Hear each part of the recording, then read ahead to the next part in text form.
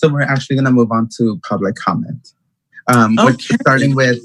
Starting with Kel, who's going to speak about their experiences on Jolene. Perfect. Okay. Thank you.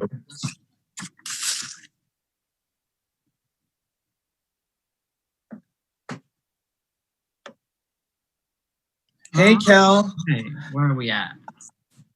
Now, do me a favor. Hit your mute button, love. Your mute button's on.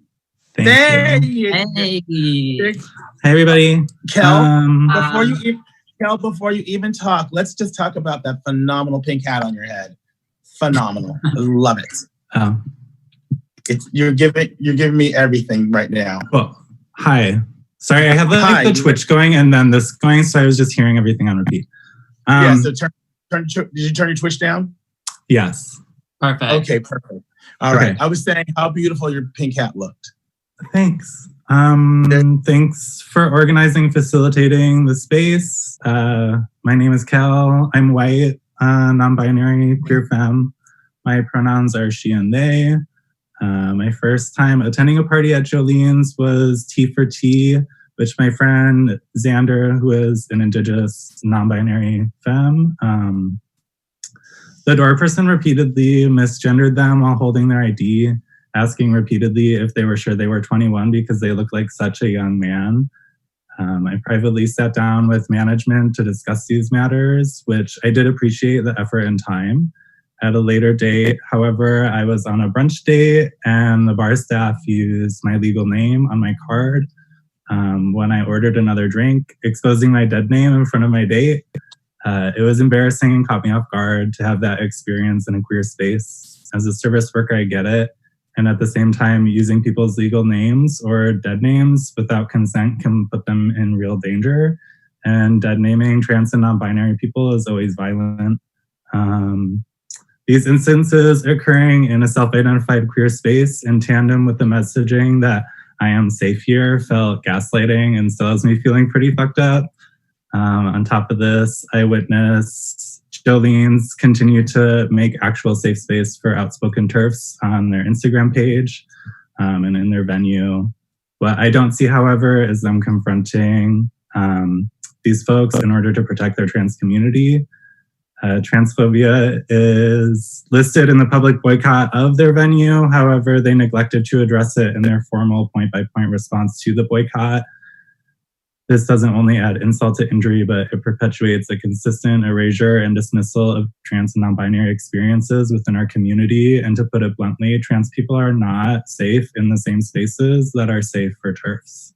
So that's what I have to say. And thanks y'all for having this. Absolutely. First of all, thank you for having that wonderful bravery to come out and talk about your testimony. Yeah. We know that we were going to have a conversation with Jolene tonight, and unfortunately that's not happening. But we are going to do our part to make sure that we get that message to them and that that you get some restorative justice from that, because that testimony was very, very powerful. Thanks. Right. And I got a message from one of our moderators. Let's acknowledge that Jolene's is not doing their part in making this truly restorative, and that Kel is doing amazing work, and that we will make sure Jolene sees this testimony. So I did want to make sure that I'm getting messages here that you will, that will get to the right people. Thanks, y'all. Thank you so much for being here. Our pleasure. Who is our next person coming up for public comment? I believe it might be Aiden Hill. Let's see. Is that? I believe it's Aiden Hill. Perfect. Oh no, it's Bionka. Bionka. Is it our Bionka? It is our Bionka. Yes. I can't see her. Where's she at? Bionka. Unmute yourself, baby. There she is. Hey. Hi. Hi. Good to see you. Hello, beautiful. So thank you so much for showing up. No problem. What's going on? Nothing. You're in our public comment section. Oh, cool. Well, I was just asked to come and speak about, I guess the current issues that are happening with Black Lives Matters and what that has in relation to some of the bars south of Market. And I had this discussion with Bo as well. You know, as a performer, I think I get to see a different side. And me personally, being a person of color and being a trans woman, I've never felt out of place. As far as bar owners and management and staff, they've always made me feel welcomed and invited into their establishments. I can't say the same for patrons all the time, although it's rare that someone else will kind of like, you know, speak derogatory to me or you know, call me out of place or anything like that. But other than that, for the most part, I do feel pretty safe and welcoming in all the places that were listed. Jolene's, I believe, and you know, some of the Stud and some of the places south of Market. My main concern is just the cafe and the way they've gone about with management, and especially being a performer there, I felt that they've gone to great lengths to exclude me sometimes and also make me feel uncomfortable. So yeah. Other than that, I mean, kudos to everyone else. I say keep doing what they're doing. It's a shame that we're losing the Stud, but you know, who's to know what's next? Right. You know what? You are don't go anywhere. We want you still here for one moment, beautiful. You are such an amazing role model in the community. And it is so important that people continue to see you, see your light shine. And thank you so much for giving us not only constructive feedback for the cafe, but positive feedback for the other bars. And yes, we said the same thing to the Stud, that we hope they find their new whatever that is. Yeah. Wherever that is. Yeah. Yeah. Yeah. Well, thank you so much, love. And we'll see you later. Okay, sounds good. Bye. Good to see you. Bye. Oh, I'm done? Yeah, you're done. Okay, cool. She's so cute. We love Bionka. We get to work with her. She's wonderful. Up next is, oh, hold on. Hold on. Is it Aiden? Is Aiden next and then Holden? Or is it Holden? After we have Aiden and Holden. Oh, Holden is up. Hold on. No, Aiden. Okay, Holden is up next. Holden Wood is up next, and then Nicki. So Holden is up next. Come on through, Holden. I'll see. Oh, there they go. Holden Wood. Where's Holden Wood? It's connected to audio. Oh, they keep moving over on my screen. Hey, Holden. All right, now make sure you're unmuted. It says connecting to audio. Don't worry. It's coming. Well. Oh. Ooh, technology.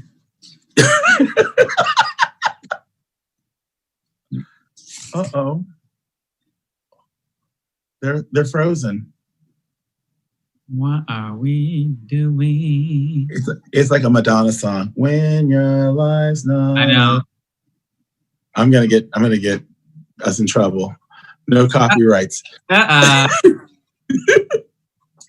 Okay. Yeah, it's just connecting to. There you go. Oh, yay. Okay. Unmute yourself. Unmute yourself. Unmute yourself. There we go. What the heck is going on? Oh my gosh. Right. So now on your Twitch, I think I talked to this. Twitch down. I'm going to turn this down. Perfect. Okay. Hi. I'm so sorry. I'm so bad at technology. How are you doing? Good. No worries. You're doing great. Cool. Oh my. Shit. Oh God. Just mute your Twitch. Just mute it. There's a mute button in Twitch. Hi, sorry. Okay, perfect. Hey, Holden. Love seeing you. Sorry. So, I just wanted to start off by thanking everyone who's spoken, the council, the interpreters who are giving so much of their time, everyone who's spoken before. Just thank you. It's not easy to do any of this. Yeah, so I guess just I wanted to acknowledge that I'm here speaking as a trans masculine performer. I am white, and I'm here in the Bay performing. Tonight I'm here speaking in support of intersectionality of our community, and just ask that we work as a collective to represent that more on our stages. It's really easy to claim that bookings are inclusive, and I've fallen into this as someone who's produced myself, but how are we meeting King's needs behind closed doors? We often don't see Kings at tables, which makes it really difficult to trust producers and venues to include us in their decisions. Instead, we're kind of met with like these care reacts on Facebook, and we're kind of left to compete for these token spots. Which, you know, it creates this animosity among Kings, which is like really frustrating because we should all be supporting each other. Like, what the fuck? I'm so sorry. What the heck? I don't have curse words in my script. How do how do venues and producers guarantee that they have an open door to like a different variety of Kings of all different styles? It's on producers and owners of venues to diversify their expectations of Kings, not for Kings to diversify themselves. Kings are here to bring forth our art. Your job as producers is to hire us for it. This board was created to primarily focus on racial issues plaguing the Bay. And I can't claim to speak for Black and Indigenous Kings of color in any way, shape, or form. But too often I've seen my siblings pushed aside and they're left at the juncture of intersectional issues and they're lost in translation. Aligning yourself with the King community is doing the research to find Kings in your area, fostering and uplifting their talent, and helping to support their success. We all set the standards for what is acceptable in a community's drag. It is not up to any King to make their drag more appealing to shows, audiences, or performers. It is ultimately up to performers and hosts to encourage their audiences to support and welcome all types of drags, whether they get it or not. Okay, sorry, that was a really big rant. I do have a couple action items after. Thank you for kind of letting me go off. We love you. That was very cogent, so continue. Great, yeah. Okay, so I have two action items that I'd like to put forth, and this is something that I, as someone who's looking to produce in the future, pledge to do myself. So I'm calling for independent research. Moving forward, I would like to see anyone in the Bay who considers themselves to be a producer to do at least 1 hour of independent research a month on Kings both in and outside of their immediate communities, focusing their research on Black and Indigenous Kings. This research should be reflected in your booking practices. I'd also like to call for open communication on booking rates. We should know what fellow performers are getting paid. If someone is getting paid more or less, it should be clearly explained to everyone why. And I do want to recognize that I'm speaking from a series of privileges. So thank you for holding space for all of this.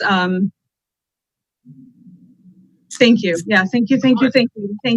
Oh my God. Wait a minute. Stop where you are, because first of all, that was phenomenal. Right. This is also an intersectionality talk. And the number two thing you brought up about coins, let us have that conversation right now, because that part. Right. I can afford to pay bills. Right. And right. And I do feel like it bears stating that even though today we are talking to bars specifically, this is not just a bar ownership or management problem. It does go to producers and bookers and things of that nature. So hopefully in the future, we will have those conversations moving in directly and specifically to the performing community. Today was just a focus on the bars, but everything you said, completely understand, completely valid. You know what I mean? So yes, thank you for bringing that up, because that is a very important conversation that still needs to be had. Oh my God. So great. Thank you. Thank you. Yeah, just again, thank you. Of course. Thank you for sharing and joining. And again, hey, everyone here, there's a Venmo in the corner. Holy hell. Geez. I love you. I love you. Thank you for that. Yes, please. I love all of y'all. Thank you. Oh.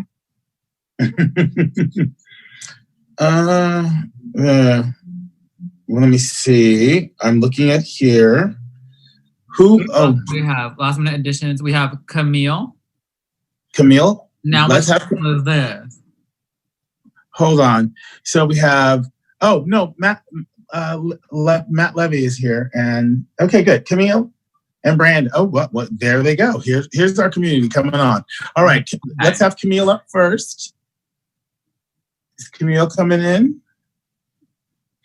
That's Nicki Jizz. That's not Camille, but I guess we're going to take Nicki now since she's there. Unmute yourself, dear. And you should, hello, of all people. Working with Florida, you know better than not to unmute. Oh my God. Yeah, I'm always muted. That's the story of my life. But now, fucking the Black Voice is about to have a moment right now. Thank you so much, everyone, for having me here. Thank you so much to the coalition for doing all this work, getting these people here, and getting the bar owners and managers here to actually hear what it is like to be on the other side of that bar. My name is Nicki Jizz, if you don't know already. I have been a drag queen performing in San Francisco for the past 6 years, something like that. And I performed in pretty much every goddamn bar in the city.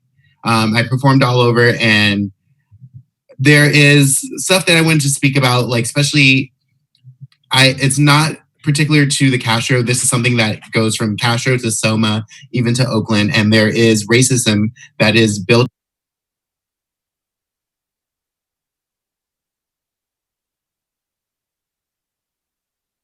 into each of these bars. There's racism that is built into these communities and to the gay community. And the bar owners have their job to make sure that their patrons are being taken care of, and not just their white patrons. White money might pay the bills, bitch, but Black money built those businesses. They built this life that is around us, and that is important. And you need to make sure that your patrons are being taken care of. I was going to speak earlier when the Edge was on, because that is one of the out of these venues, besides the Sud, which is like my home bar. The Edge is the place that I've performed at the most, that I have been at and frequent the most. And I have had experiences at the Edge where there is moments of racism, and I've had people call me out of my name and call me a nigger at the bar, and the bartenders look at me like, and don't do anything. Me, myself, I am a tough person. I have a tough skin. I'm a bad bitch, and I can handle my own stuff. So I don't need the bartenders or other people to take care of me. But there are other people of color, Black, Indigenous, who are out there who do need their voices to be heard, who need to be stood up for. And there are plenty of people who are not. Wait, am I still going on? Yeah. Okay, sorry. There are people who are not being represented out there, and it's unfair, and it makes no sense that there are. Oh wait, what happened to our screen? Adam froze. Who froze? Oh, are we back on? No, we're fine. Okay. Yeah. Okay. The audio cut out for a moment. Sorry, I'm just like I'm having my Black TED talk right now, so I'm just gonna go for it. Like I was saying, at the Edge, a lot has happened there, and this isn't really particular. Like, there's a lot of stuff that has happened at that bar and around there that is just wrong, and yeah. But also, there's a bigger story to the fact that there is about the promoters and the nights there. When the bar owners were saying that they weren't really sure of what goes on at the nights that happen there, they should know more. The Monster Show is a party that has happened at the Edge for going on 6+ years or whatever it may be, and for them not to know about a night that is a staple at their bar, their place of business, to not know what goes on there. Maybe not knowing the money, but they should want to know what is happening there. I have and it's not just the Monster Show and other shows that has happened where I get hit up when it's only a Nicki Minaj night. I get hit up when it's a Beyonce night. And I am tired of doing that. I do more than just ratchet drag and fucking twerking and do all this stuff. And I know this has happened to you, Militia. This has happened to every single one of us. Every Black performers get hits up on those nights. And that is not what we all are. We are multi-talented people, and we should be given the opportunities to do more. I'm tired of being typecasted and shown that this is what you are and this is what you should be doing. We do more than that. And I've had issues, like I've known where, and at shows, and where they've hit up other Black performers and be like, oh, well, you want to do this hip hop night? Where that person, I know particularly if they actually even knew that person, doesn't listen to hip hop at all. They are a K-pop stan. They don't even listen to that stuff, but they just are choosing because that person is of a certain color, and they were like, oh, well, let's do this. That's great that you're trying to diversify, but you need to know your audience. You need to know the people and actually reach out. And there are plenty of Black and people of color performers in this city that should be having the opportunity to be on stages, to be doing that. I worked hard, and we've worked hard to get where we are, and other people deserve that right to be there as well. And this goes from Castro to Selma, and I will say it again, there are people that in each of those neighborhoods that are racist. The leather community is horrible, and we all know that, and we need to stand up. And there are reasons that people, like Black people and people of color, don't go to certain locations is because we have told each other, I've heard from other Black people, don't go to this place because that's not a good place to go. Don't give them your money. I don't go to Badlands. I don't go to Toad Hall. I meet my white friends there, and then I'm like, let's go somewhere else. Because I don't want to give them my money, because that is not a place that I feel safe. That's not a place that I feel represented. And these bars, what they need to do, like, I know some of them came in here saying they are working on things. They should have fucking taken time before this to make the steps to go ahead. They need to be looking into, once things open up, to having everyone represented, to having trans staff, to having female identified, to having lesbian nights, Black nights, have things for people that are not just cis white men. They are not everything. They do not run this. Cis white men did not start this revolution, and they will be the ones that will ruin everything if we allow them to continue to take control as they have. It's not going to happen. Producers out there, this is for everyone listening. You need to make changes and make things accessible for everyone of color, people who are disabled. You need to be making these things, making it so that people have the opportunity to let their art and vision be seen on a stage, or be like actually have the opportunity to make money behind a bar, and not just give it to some muscle-bound white dude who worked hard or did some sexual favors to get wherever he needs to. It is about people who deserve to be in places that they've worked hard and been pushed aside and not given the opportunity for it. It's frustrating, and there's a lot of things that we, as Black people, are people of color, we've taken this stuff and just set by and let these things happen. And we just let it, because it's what we expect. It's what our lives, it's what we've been taught, that you have to sit down with a grin and take it and eat it. And enough is enough, and I am tired of it. There are times that need to change. Every producer, every venue needs to realize and sit back and see what they can do to make this more inclusive space and a night and a club for each and every single person. They need to be hiring more staff, looking into more people. Like Holden says, take your time to do research. Take your time.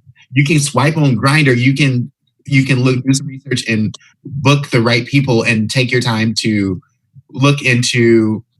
You can do the work. Do the work.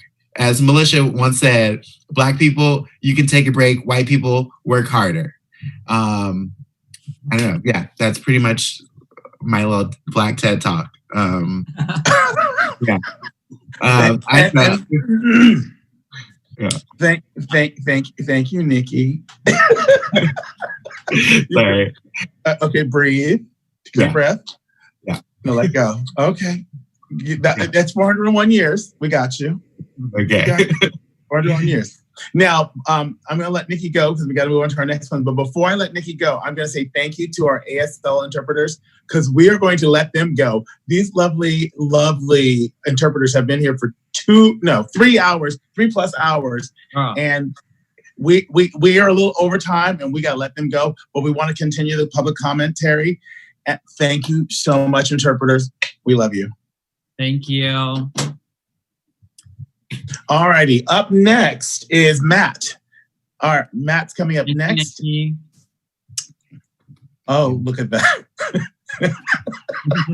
the picture. Matt is up next. Is he in the room? Really quickly, before we do move on to our next speaker, I do want to address some questions that are on Twitch, just so that we have like clear communication before. Okay. And then after that, we'll have Brandon, aka Camille, start speaking. We are not fiscally sponsored. This event is just sponsored, meaning Strat is paying some of our speakers and some of our organizers. If you have any questions, we are on Facebook, Twitter, and Instagram at BAQNC. You can find us under that on all of our on all of our social medias. If you do have any questions on getting involved with our coalition, we're not a nonprofit yet. We're gonna probably work on that, but give us some time to breathe. And feel free to email us at BAQN@gmail.com. And then if after this, public comment is closed off, just because we have gone through quite a lot of emotions together, which thank you, Militia and Afrika, for holding space for all of these emotions and all of these conversations. So we are closing public comment off. We do have our last bit of speakers, and that is all. Take it away, Brandon. Hi, everybody. Brandon. Hi, how are you? Good, how you doing? Phenomenal. I was tuning in a little late and I was catching on right as the Edge the Eagle came on. I just kind of wanted to touch on racism in spaces and like the exclusivity of so many places in the Castro. I've been partying in the Castro probably since about 2000, maybe 2001. And it's always been, a cis white male playground, period. We had Jet a while back, which was Black programming focused. We had the Pendulum years ago, which was Black programming focused, also owned by Les. And when that was canceled, like nothing was ever brought back. I worked in many of the spaces in drag for years and years and years. And the reason I kind of stepped away from the Castro in general is just they don't promote Black, they don't promote really Latin. Really, I mean, if it's not a white presenting party, whether, they have a Latin guy on the poster or a Black guy on the poster, if it's not a white presenting party, people don't go, they're not supporting. Like, that's just how it's been for ages and ages and ages. And I think it's upon the management and even the staff to just make these spaces like available for everybody. I mean, I hosted a show at Toad Hall for maybe 2 or 3 years, and just everyone was there for the show, for Drag Race. And then like the moment we would get ready to put on a show, and I always hired mostly Black drag queens. And I mean, people leave right away. It's the people that they invite to come in the space, the people that they think makes the money for them. It's just weird. And I'm just saying basically that's a huge reason that I kind of stepped away from drag and Castro, is just because there's really no safe space for Black drag queens to really just be themselves. The amount of times that I've been called a nigger, the amount of times that I've been pushed during a performance, like that people aren't paying attention and don't care, I think that there needs to be more done about it with security. And like, if we say something, do something. Don't just be like, oh, okay, well, we'll watch out for that. That kind of thing. Yeah.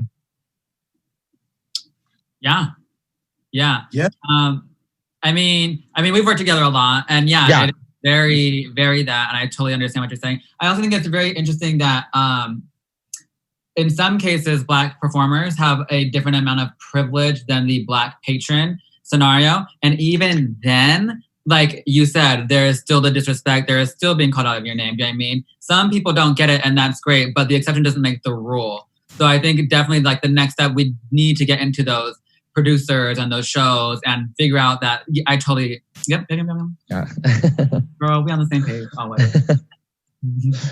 Well, yeah. Thank you, Brandon / Camille. Yeah.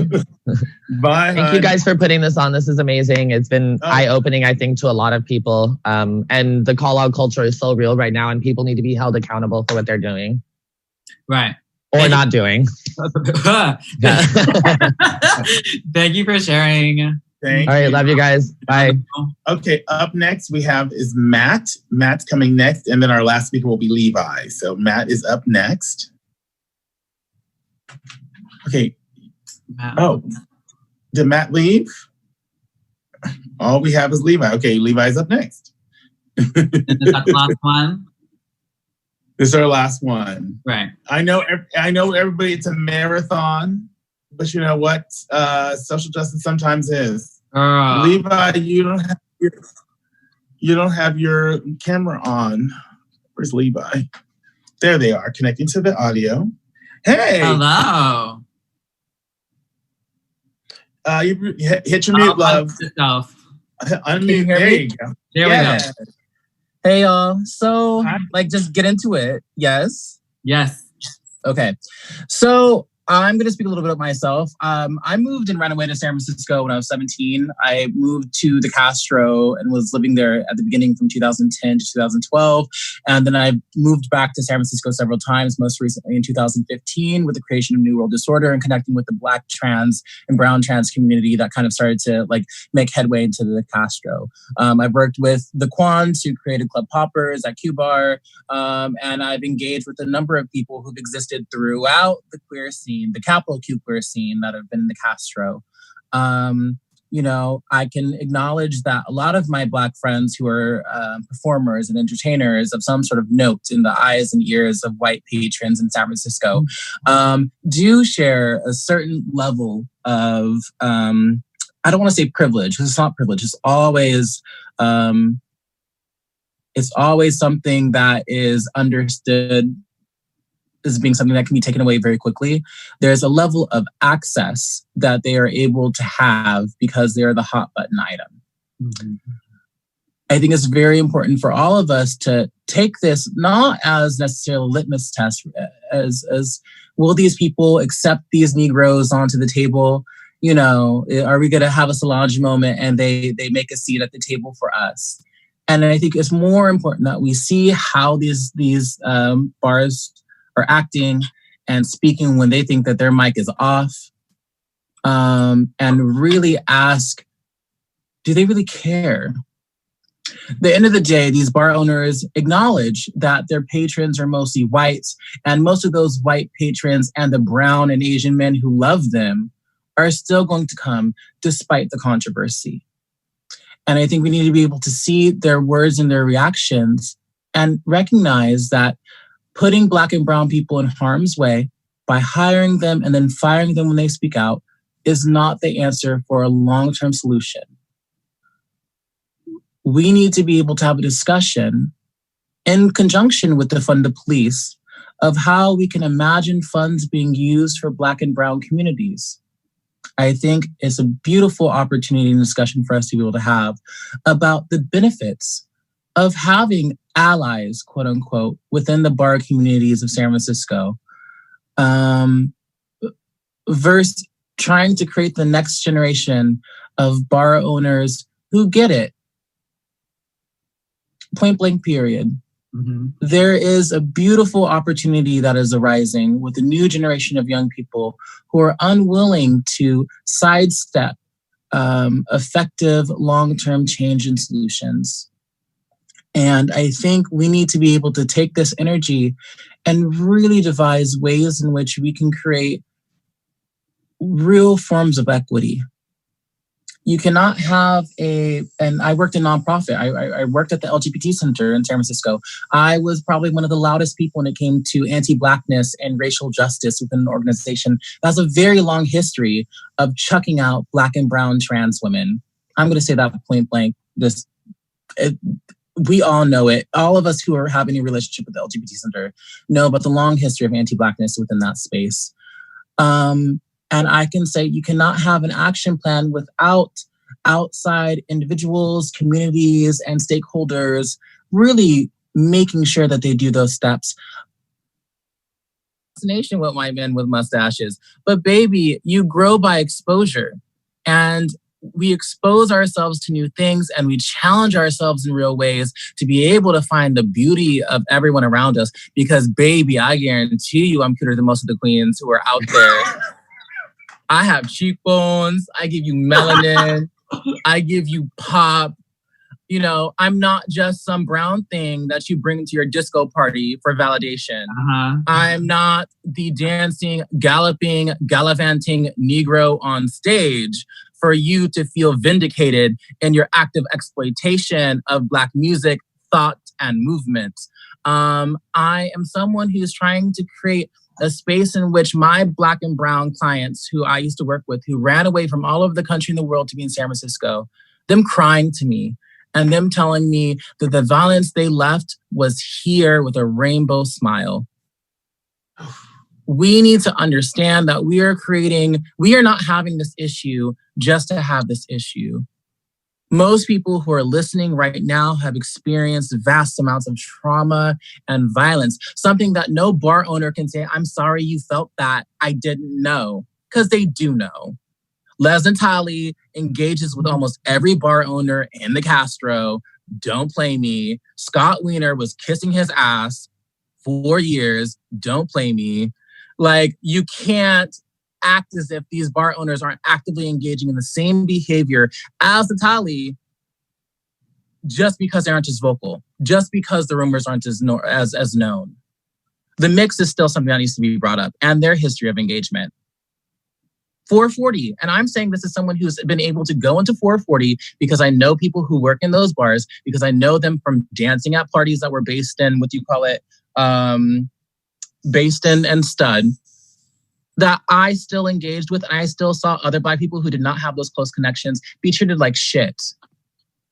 Like, all of us who are actively within Nightlife, we have to be able to acknowledge that we walk around with a little safe Negro pin, and that we are making very real economic sacrifices by speaking out. And it's important that we do that.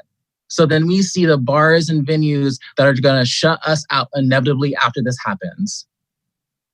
So I'm ending all of this to say, because I'm sorry, I know I can be an auntie. I know I can like rant on girl.